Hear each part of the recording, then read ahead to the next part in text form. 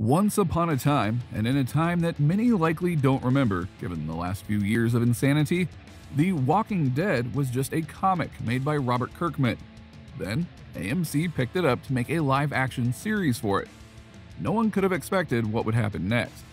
The show exploded in popularity, and even though it didn't follow the script exactly, just see Daryl, Carl, Rick, Michonne, etc., fans couldn't get enough. It caused a couple of spin-offs and potentially a set of movies. But the main series is set to end with part 2 of its final season next month. Allow us to show you everything we know so far about The Walking Dead, the final season. Number 6. Announcing the end. As noted, no one could have known just how impactful The Walking Dead would be.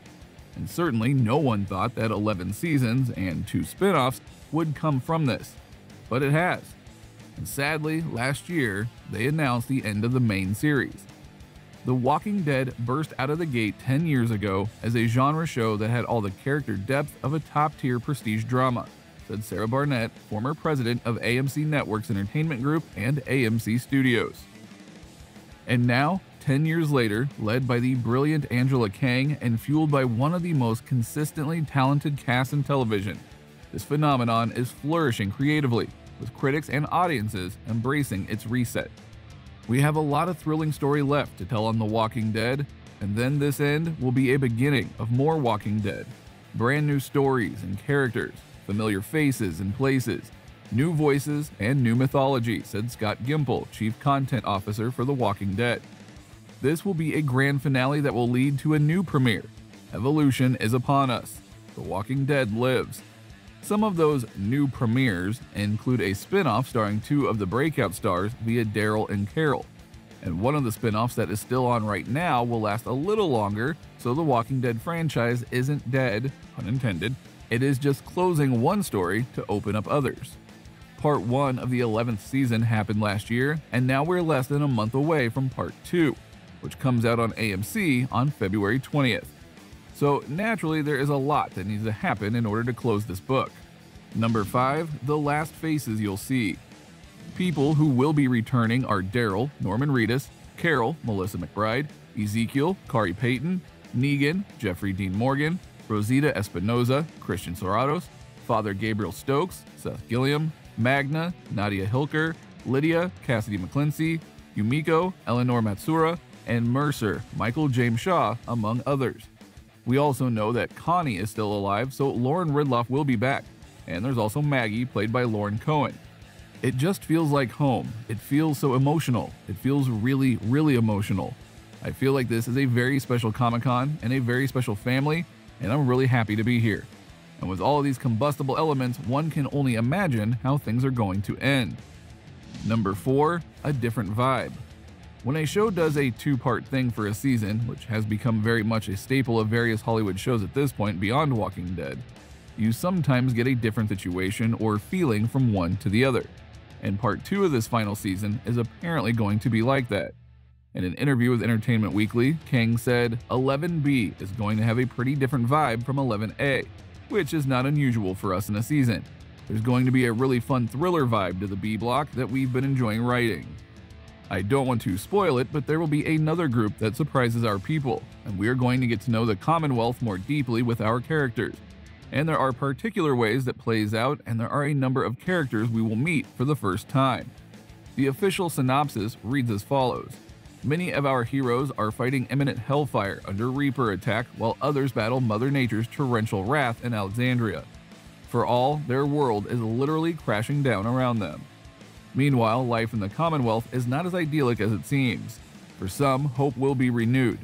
Others will be pushed past the point of no return. One truth holds tight. Lives hang in the balance, with each decision drastically changing their future, their chances of survival, and the state of each community. Number 3. Big and Scopy. Chatting to TV Line, Kang said, "When we start the final season, we're rockin' and rollin'. We're back to being big and scopy. There's going to be a feeling that things are just ripping along for the first block, then we're going for some different tonal things than we're used to on the show, which hopefully will be fun for the audience." She added, "As we meet more than one kind of new community, every story will have its own vibe. so many of them may go into types of genres that haven't really been explored on the show before. My hope is that we'll feel like we're still finding things that are new, even in the final season, but also that we're just moving right along. She chatted more about the second half of Season 11 following the mid-season finale in October, and specifically the unresolved tensions between Maggie, Lauren Cohan, and Negan, Jeffrey Dean Morgan. We were just really interested from the beginning of the season in telling the story of Maggie and Negan, particularly because when you have two people that have the kind of history that they do, Kang told Deadline. It just makes for fascinating interactions when you're forced to work with somebody that you don't entirely trust. I just think it gives us different storytelling opportunities, and I think that Negan, he's a character that I really personally have enjoyed writing for, and Jeffrey does an amazing job with that character. He's just one of the characters that you've seen in a variety of places along his journey, but Maggie has changed too. Number 2, finishing the cliffhangers. There are lots of cliffhangers to be resolved in the final half of the final season, with Judith and Gracie trapped in a flooding basement, and Carol, Aaron, and Connie cut out in a storm. And it is not even the ending to Season 11A that Kang had planned, thanks to COVID-19 restrictions, as she explained to Insider in October. We had a whole different kind of episode planned for Episode 8, and when we had to get really realistic about what we could actually accomplish in that storyline, she said. So it's just been a lot of series of decisions like that, which hopefully are relatively invisible to the audience if they don't know behind the scenes. It's definitely been different for us. We have to strategize differently. We have to use locations differently to hide our limitations. It is for good reason, and so we roll with it, because safety is more important. Kang also revealed what people should expect in the final episodes of Season 11.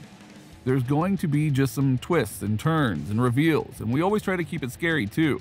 Hopefully all of that's there for everyone as we keep on building towards an ending. Number 1, a different ending. Here's the thing. When it comes to comic book adaptations of certain stories, you can theoretically tell what is going to happen based on the comics that came before it. But with The Walking Dead, that is not going to be the case at all. In fact, The Walking Dead comic ended so abruptly and suddenly that fans were almost shocked into outrage. You see, in the comic, Rick dies in the penultimate issue and was never carted away by a helicopter. And the last issue sees us fast forwarding to the future, where we see Carl, who isn't even close to dead, examining the new paradigms of the world that still has some zombies in it. Obviously, that is not the ending that we're going to get here, especially since Rick and Carl aren't going to be here, and there are still more series coming like the aforementioned Carol and Daryl series. So thus, this is going to be a completely unique thing for the show, which honestly follows the mold that the show has been doing over the last several years, honoring the comics, but putting their own spin on things.